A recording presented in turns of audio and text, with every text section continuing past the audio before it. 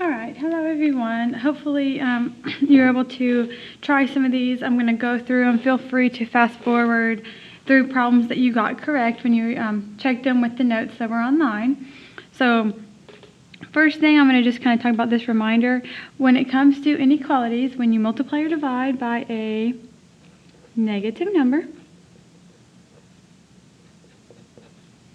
you have to flip the inequality. Okay, there's kind of my notes. Even if you work the problem correct, if you forget that, then you might get some things wrong as we get going. So I'm going to start with these first couple of equations. I will warn you, and I probably should have changed it, but it's too late now. This first problem with that 0.2, some people read that as just 2. So if you did that, but your work follows through other than that, then that's fine. Just leave it. Don't go back and redo it. First thing that we have to do when we have these numbers out in front of parentheses is distribute. So this becomes 0.2x plus 0.6 or 6/10. And then we're also going to distribute the negative 4, which gives us negative 8x plus 12, and then equal to 0.9. Other than that, we work this problem like we would a normal problem. There's just some decimals that kind of follow through. So we have this 0.2x minus 8x, which is going to give us negative 7.8x. We have 0.6 plus 12 on the same side, so that becomes 12.6. Is equal to 0.9. I'm then going to subtract the 12.6 over. When we subtract the 12.6 over, we have negative 7.8x is equal to negative 11.7. And then lastly, we're going to divide by negative 7.8. And when we divide by negative 7.8, we end up with 1.5. So I'll take 1.5 as an answer, that's fine. If instead you wrote 3/2 or you wrote 1.5 and you somehow worked this with fractions, I'm okay with that as well. All right, so there's the first one. Second one, same thing. I'm going to apologize now. My A's look like 9s, so just go with me here. I'm going to distribute anything that's in parentheses. So the first one is going to become 7a plus 7. We have minus 3a is equal to 5.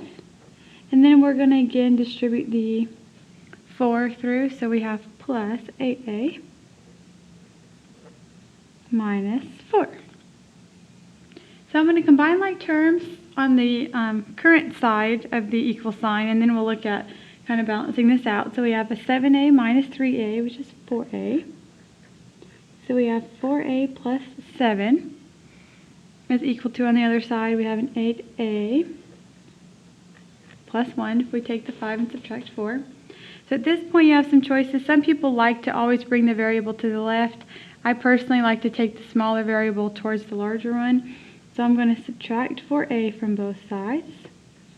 And as I do that, I'm going to subtract 1 so that I have my variables on the right and my other numbers on the left. So that becomes 6 is equal to 4a. Now this really bothers some people.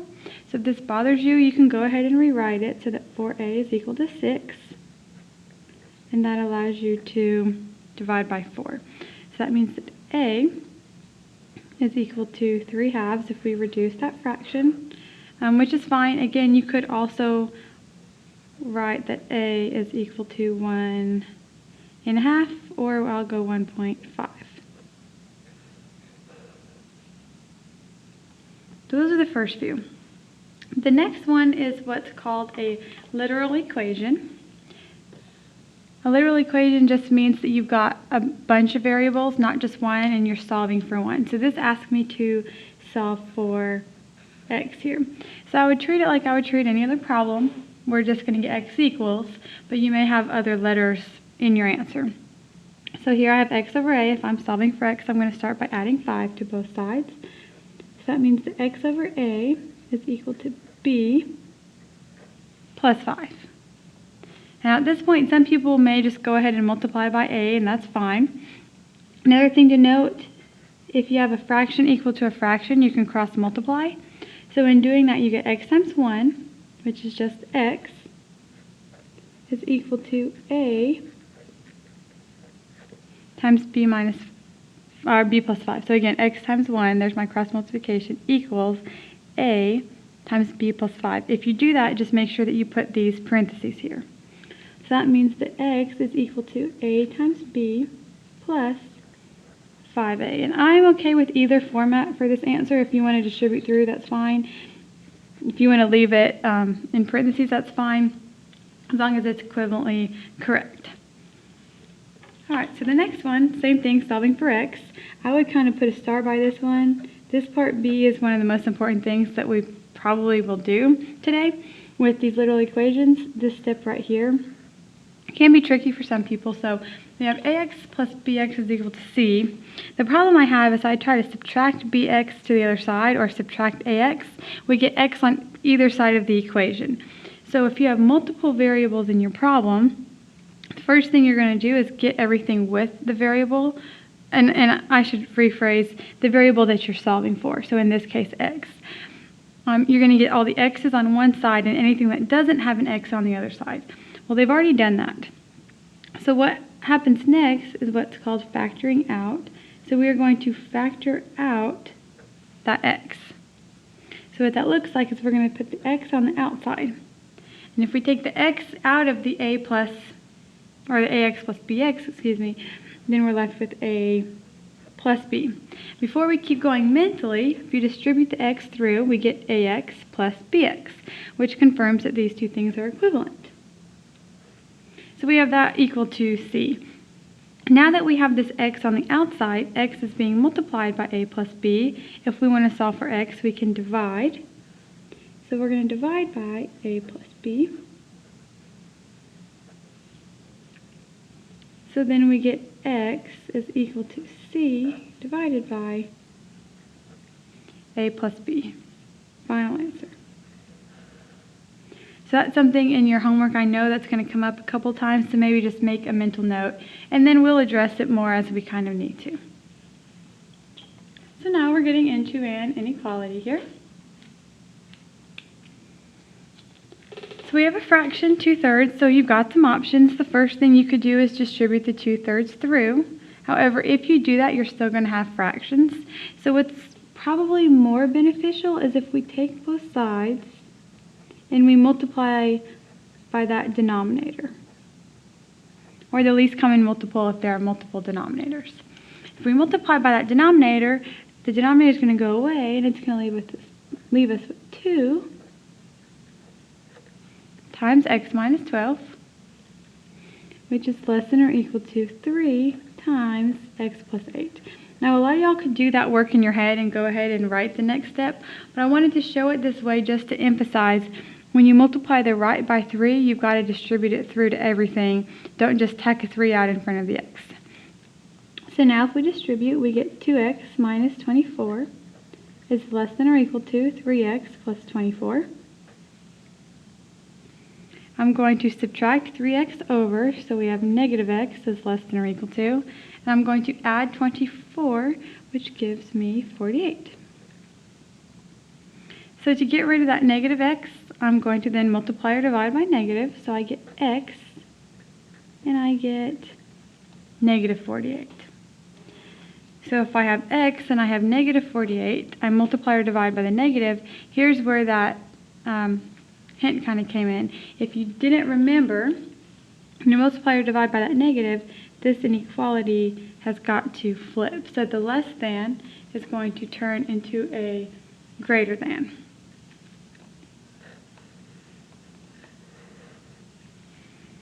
Alright, so here's my answer. It then asked me to do a couple of things with this, the first of which is going to be to graph. So when you graph, I honestly do not care if you put a bunch of tallies as long as things are kind of proportional. So I have 0. I'm going to put 50 somewhere over there on the right, and negative 50 is somewhere over there on the left. And I'm going to come put my circle at negative 48, which is just in front of 50. So now we can talk about the inequality. Since it's greater than or equal to, that means we're going to have a closed circle. I'm going to come put my closed circle. And also numbers greater than -48 are all of those to the right. So I'm going to come put my arrow to the right. The other thing I might have mentioned is that if the variable comes first, which in this case it does, right, that x, we can make an arrow out of that greater than sign, and it's going to tell us to graph all things to the right. The last thing it asks about is interval notation. And I may be getting ahead of myself a little bit, but I'm going to go ahead and go over it anyway. Interval notation is just using parentheses and brackets. So closed circle is the same as a bracket. So we have bracket, it starts at -48. And it goes to the right forever, so that means it goes to infinity. And infinity is always going to end with a parenthesis.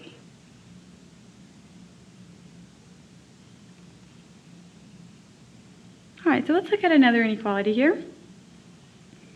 We've got lots of parentheses and brackets and distribution here, so my first step would be, if it were me, to go ahead and take care of this negative on the inside so I don't forget about it. So I have this 3 on the outside. I have my 4x. I'm now going to make this -2x plus 7 is less than 2 times 2x minus 5. So now I'm going to clean up the stuff inside the brackets. I've got 4x minus 2x. So I have 3 times 2x plus 7 is less than, I'll go ahead and distribute 4x minus 10. So now I can distribute on this left side. I have 3 times 2x and 3 times 7, which becomes 6x plus 21 is less than 4x minus 10. So I'm going to subtract 4x from both sides, which gives me 2x.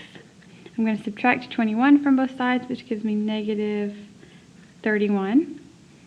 So x is less than -31/2. And again, you can convert this to a decimal with about -15.5. You also could leave it as an improper fraction.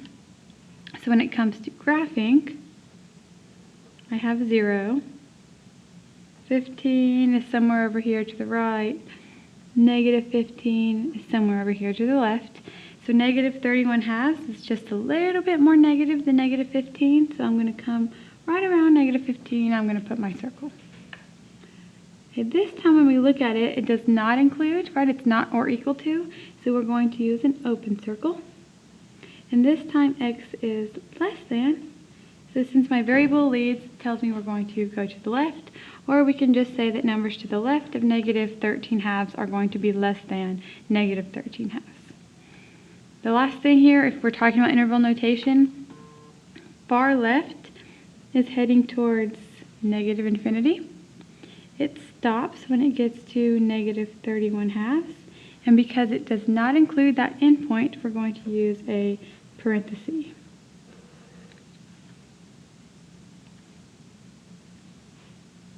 Alright, so 3 more. The next 2 are very similar. We've got always, sometimes, or never. I will say that a sometimes example would be like one that we did here that has an answer, right? Certain values of x that are answers. So with the always or the never, you're going to have a little bit different outcome. So for starters, we're going to treat the problem like normal. We're going to distribute on this first one. So I'm going to multiply the -7 through. So that becomes -21x plus 63 plus 21x is greater than or equal to 50. So if you notice right now, we get -21 plus 21, and those x's are going to cancel and leave me with 63 is greater than or equal to 50. Some people might subtract 53 and you would get 0 is greater than or equal to -13. Either case, all of your variables have canceled. And when all your variables cancel, I like to teach this process. Anytime all year long in this class your variables cancel, you're going to ask this question, is this a true statement? Is 63 greater than or equal to 50?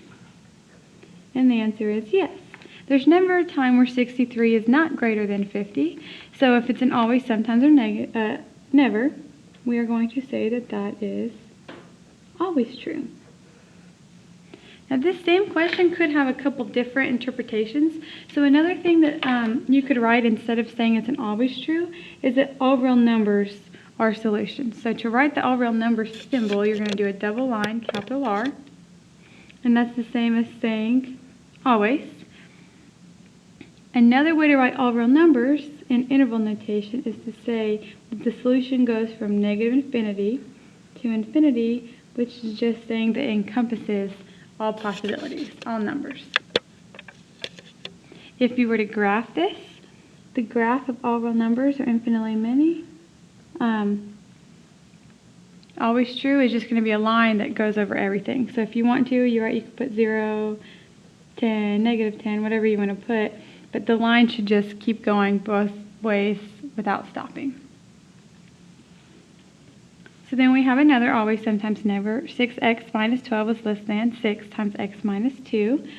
So we're going to write 6x minus 12 is less than 6x minus 12. If you subtract 6x, they cancel. If you add 12, they cancel, and I get 0 is less than 0. You may stop and leave it as negative 12 is less than negative 12. Regardless, all the variables cancel, so you're going to ask, is this true? Now this is kind of tricky because if there were an or equal to, 0 is less than or equal to 0. But 0 is not strictly less than 0, which means the answer to this question is no. 0 is not less than 0. And if the answer to this question is no, that means that it is never true. Another way to write negative or never true is to write the empty set. So you could see a line or a 0 with a line through it. That's the same as saying never true. Graphically, it's just going to be an empty graph, just like we have. So we're not going to put anything on it because there is no number that makes this a true statement. Which leads us to the last one. The last one is just a quick evaluate, just make sure we're paying attention. So we've got 2 times x plus 3y minus xy plus 100. And really I want to emphasize this right here and making sure we get parentheses in the right place. So I've got 2 times x plus 3 times y minus xy plus 100. Before I put the numbers, the key is to make sure we get those parentheses in the right place. So now everywhere we see an x, we're going to replace it with 2, and everywhere we saw a y, we're going to replace it with negative 4. So we end up with 2 times 2 plus 3 times negative 4 minus 2 times negative 4 plus 100. And if we multiply, that becomes 4 minus 12 plus 8 plus 100. And if we add and subtract those numbers, we end up with the final answer of 100. So I hope that was able to help you with our reviewing equations and inequalities. If there's something that I was unclear about, make sure you let me know. And then y'all can be working on the Solve Equations and Inequalities worksheet, which is posted in Schoology.